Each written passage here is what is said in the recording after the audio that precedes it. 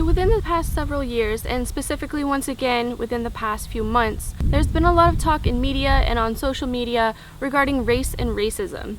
In this video, I kind of want to discuss having these conversations with people and to address some of my shortcomings and some of the things that I think I can do better as an ally. So several times within the past few years, a few people have started a dialogue with me personally about some of my beliefs, some of the things that I've posted or commented, and they really want to get to know why it is that I believe these things, specifically regarding the role of the police in our society. My cousin's dad, which is my uncle, is a former police officer, and so my cousin has a different perspective from it than I do, and she also hasn't been through a lot of the experiences that I have, specifically in New York City.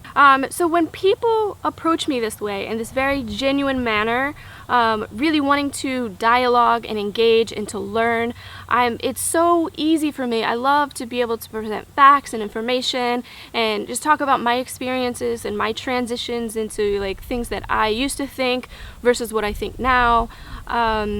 And I love that type of dialogue. It's very easy for me. What's not easy for me is engaging with people whose posts and comments are very triggering. Just for an example, this person I know on Facebook the other day posted asking if the Black Lives Matter march in a city near me was still happening, and the people that were commenting on her post were just very negative and very racist and very just completely oblivious to their white privilege, and the post itself was not triggering for me, but the comments were. And specifically, one of the commenters was a family member of mine. She was just saying gosh, don't these people have anything better to do?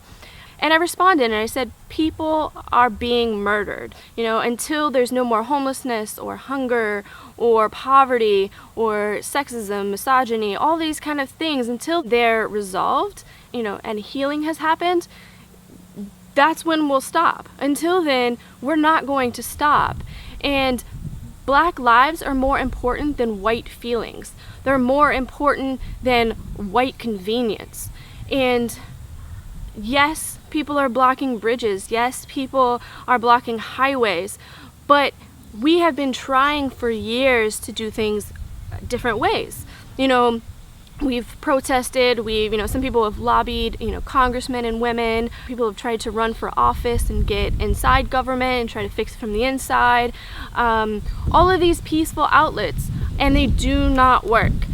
I've been socially conscious now for about 5 years, and just in the transition from those 5 years, the things that I've seen and experienced, it's just every single day is a new reminder that this system is not created to benefit us. It's not created to help us thrive. Capitalism is not about allowing people to better themselves.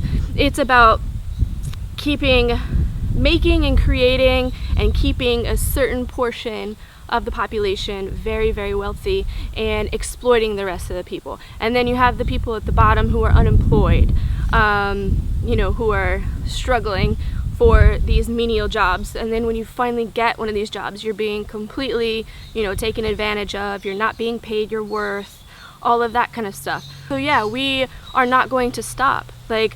If these peaceful ways are not getting the attention and things are not changing for the better, then we have to keep upping the ante. We have to keep doing different things. We can't keep doing the same things. I feel one of the problems is a lot of people are coming out of the gate at different times. Some people have been doing this for decades, and I've already learned so much. When I first came out, I was like, oh, let's be very peaceful. Oh, the police are the 99%. They're one of us. I no longer believe that. I believe in a diversity of tactics. I believe, by all means, do what is comfortable for you. Although I do think that you should push yourself and step out of your comfort zone at some times. But I understand a lot of people have, different situations than I do. So, a lot of people have families, and it's that dynamic changes. But, if people are just starting their journey now, those people are in the same boat that I used to be. And those of us who have been doing this for a while, trying to explain, like, no, like, we've been doing this, you know, we know what, you know, is happening, but unfortunately, the vast majority of people learn by experience, not by listening to what, you know, somebody else has to say. So this family member in this comment that I had made came back to me and was just very negative and just very like, why don't you get a fucking job just like the rest of us? Just spewing all of this hatred. And I responded and I was like, why the fuck are you assuming that I don't have a job? Because apparently if you're a protester and you care about the state of the world, like, you can't be employed or something like that. I don't know why people automatically assume protesters don't have jobs. You know, you don't, like, her and I haven't talked in a really long time. I feel like people who do name calling and who are like diverting the comment to saying like, why don't I just get a job? It shows that you don't have an argument. Like, you have no substance to what you're trying to say. But if we're really serious about having these conversations and changing you know, this racist society and this indoctrination and all this conditioning that we have to be very cognizant about how we're approaching the situation. I'm going to leave a link below for an MTV Decoded episode on a discussion about some of these topics and what to say when people say like, you know, what about black on black crime? Or, you know, because it is just a diversion from what it is that we're really trying to talk about. One of the big things that I'm seeing nowadays is people posting this screenshot of the news where it says that more white people have been killed by the police than black people. And by numbers, yes, but when you talk about proportions and you get into math, you realize that black people only consist of 13% of the population of the United States, whereas white people consist of about 65%. So black people, specifically black men, are 2.5 times more likely to be murdered by a police officer than somebody that is white because of the proportions. And this is one of the examples of why I think thinking critically is so important. We're not taught to think critically. I went through high school and college twice and was never taught how to think critically. You know, you're taught to memorize, you're taught to maybe solve a problem, but you're not taught, like, when you're presented with a question or, you know, a situation, you're not taught to analyze it. You're not taught to ask more questions. You're not taught to question authority. You know, if, you know, your professor, your teacher, or somebody says something and, you know, you're like, actually, that's, you know, that's not right. Like, you can be reprimanded for that. Like, that's not okay. I feel like it doesn't happen enough. I think more people need to do that. And that is one of the reasons, because specifically like this example, and these are the people that are looking for these things that are like, oh yeah, white people are killed more by the police than black people. But if you think critically about that and you analyze it, you're like, wait a minute, you have to dig deeper, and that's, you know, can't take it just for face value. Also, regarding people who think liberal is as far left as you can go, I just want to make you aware that after that comes socialist, communist, and then anarchist. Communism and socialism are not bad. In their correct forms, they're actually systems that guarantee basic needs for the population, for everyone. You know, education, healthcare, housing, food, you know, those basic necessities are guaranteed under communism and socialism in its truest form. So yeah, these conversations are not easy to have. You know, I have lost some connections with friends and family because of my intensity and my passion for all of this. Like, some people just can't handle it. Some people have literally told me after the fact, like, you're just too much for me. Like, I can't handle it. I can't deal with it. And it's sad, but you know what? It is where we are. Some people are just not, they just can't handle truth. I have been wrong about a lot of things, you know, like, I'm still growing, I'm still learning. So some people have told me, like, oh, I have this, like, you know, I feel like I'm better than everybody else and I look down on other people. And it's like, no, I just recognize when you're saying things that I need to call you out or call you in for. We need to call out family, friends, coworkers, everybody in our presence, like in our area, in our space, if they say something that's triggering. And also recognizing the two like different types of people. You have like really overt racists who pretty much anything you say, they're just not going to listen to anything. They are already like really extremely set in their ways, and that's unfortunate. I mean, I wouldn't say cut them off completely. I mean, try to like plant some seeds here and there.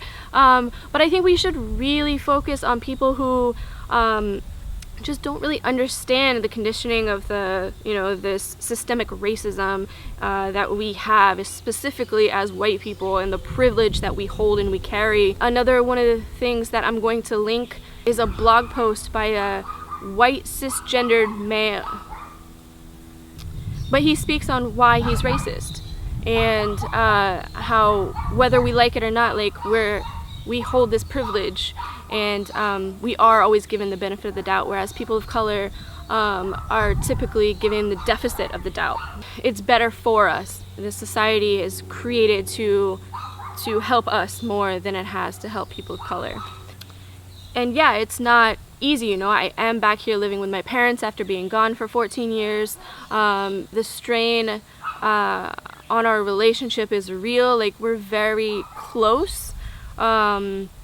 But it's still difficult. Like, I have these bouts, like once you go down that rabbit hole, like there is no going back. Like, once you wake up, you can't go back to sleep, because literally everything you see every day just snowballs and you just recognize things for what they are.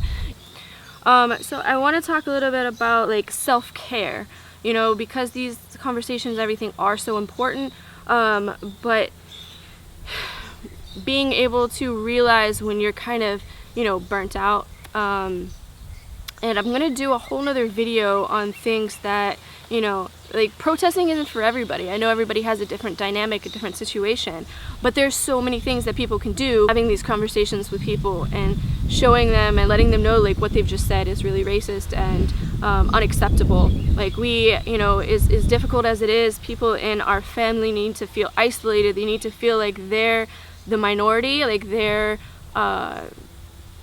way of thinking is not acceptable. Because as long as they feel comfortable with it and they feel like, like everybody else probably feels that way too, then they're going to keep feeling that way and they're going to keep saying things, and it's going to keep perpetuating. But if they feel isolated and they feel like they can't talk about that, then that might give them, plant a seed for them or something. But one of the things that really, like, when I'm feeling burnt out and I'm feeling like I want to step back, I recognize that being able to step back from this is privilege. It is white privilege. My friends that are people of color, they cannot stop being black for the day, They can't stop being brown for the day. They just can't. Like, they wake up and that's who they are. And that allows me to keep persisting and keep saying that if I want to continue to be an ally and continue to grow and get better, like, I need to do recognize when I need a bit of self-care, but at the same time, I'm in this for the long haul. From the moment I learned about these realities, I made a commitment. I'll either die protesting some of this shit, or I would be protesting it and advocating different ways to combat it until I die. So I encourage you to find ways to have these difficult conversations. And until the next video, I leave you with revolutionary love and rage. Stay woke, y'all.